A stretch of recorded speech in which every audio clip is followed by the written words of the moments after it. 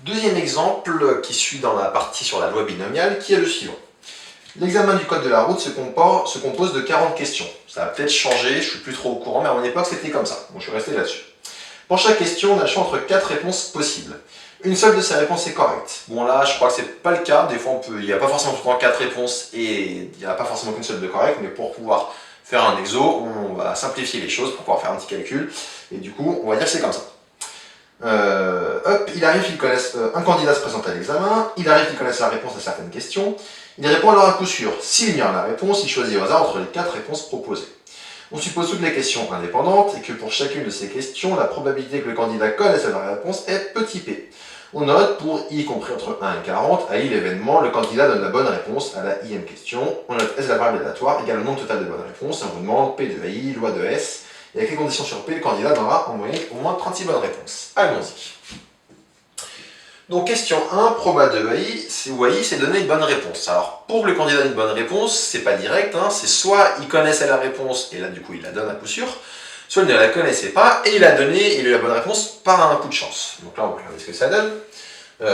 Pour pouvoir calculer ça, du coup il faut rajouter un petit événement qui va être l'événement C indice I, le candidat connaît la réponse à la ième question. Là, on connaît la réponse à la ième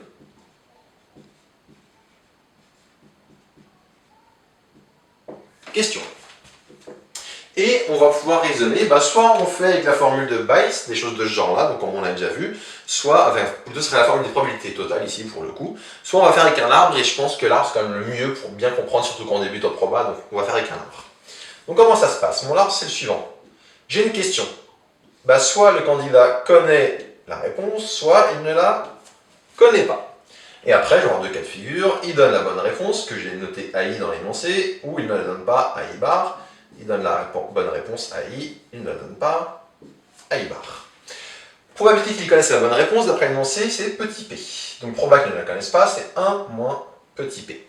Quand il connaît la bonne réponse, il la donne à coup sûr, donc 1, et du coup il donne une mauvaise avec une proba de 0. Donc là c'est logique, hein. Quand il connaît la réponse, il la donne. Par contre, quand il ne la connaît pas, il va répondre au hasard. Comme il y a 4 possibilités et une seule de juste, il aura donc une chance sur 4 de donner la bonne réponse et 3 chances sur 4 de donner une mauvaise réponse.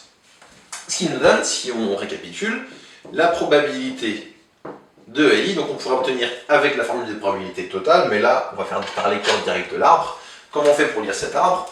Quand on veut proba de AI, on va prendre toutes les branches qui finissent par AI. Donc on a cette branche là, et on a également cette branche là. Et donc qu'est-ce qu'on va trouver?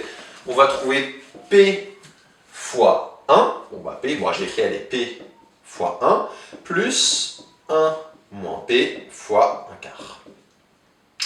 Ce qui va donc donner ici, donc P fois 1, ça va donner P. P moins P sur 4, on va avoir du 3P sur 4, plus 1 fois 1 quart qui fait 1 quart. Donc on trouve 3P sur 4 sur 1 quart pour la proba. Petite vérification qui sera aussi utile pour la suite, pour voir si on n'a pas fait une faute de calcul d'inattention. Est-ce qu'on a bien un résultat entre 0 et 1? Je vous rappelle une probabilité, ça doit tout le temps être entre 0 et 1. Donc vérifions. P, comme c'est une probabilité, c'est justement entre 0 et 1. Du coup, quand je fais 3P sur 4, ça fait 0 fois 3 quarts, 0.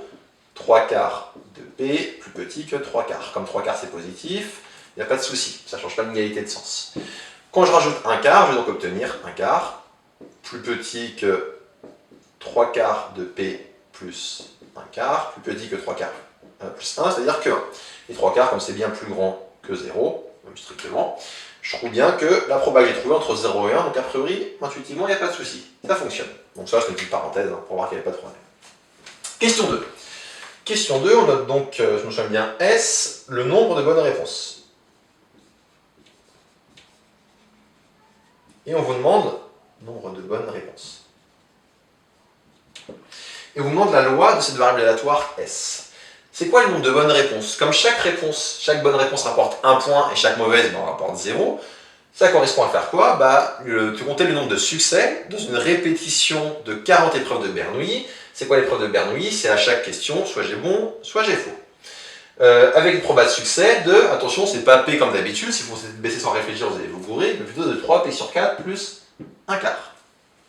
Et du coup, ce qu'on en déduit, c'est que ça suit donc une loi binomiale. Encore une fois, sur une copie, il faudrait écrire cette phrase, si vous avez une copie à écrire, à rédiger, il faudrait écrire cette phrase pour le justifier, mais là, bon, bah, du coup, on va juste faire comme ça avec, je le dis à l'oral, je ne l'écris pas pour pas manquer de place. Mais je répète la phrase. C'est le nombre de succès dans une répétition de 40 épreuves de Bernoulli indépendantes, avec pour proba de succès 3P sur 4 plus 1 quart. J'obtiens donc que S une loi binomiale de paramètre 3P sur 4 plus 1 quart. C'est juste ça la question 2 qu'on vous demandait. Et question 3, on vous demande comment doit être P pour qu'en moyenne, un candidat ait plus de 36 réponses. Autrement dit, pour qu'il ait son code. Donc on va regarder ça. Nombre de réponses moyennes.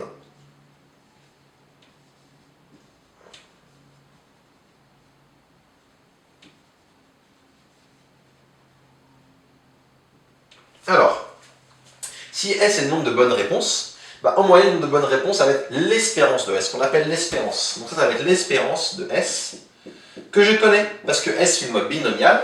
Je voulais écrire excusez-moi, quand j'écrivais la binomiale, j'avais oublié le premier paramètre. Donc je faisais 40 épreuves, et j'avais 3P sur 4 plus 1 quart. Donc S une loi binomiale de paramètres 40 et 3P sur 4 plus 1 quart, et pour une binomiale, l'espérance c'est n, le premier paramètre, fois le second. 40 fois 3P sur 4 plus 1 quart. Et quand vous développez, vous trouvez donc 40 sur 4 ça fait 10, 30P plus 40 sur 4, bah, ça fait 10 justement. 30P plus 10.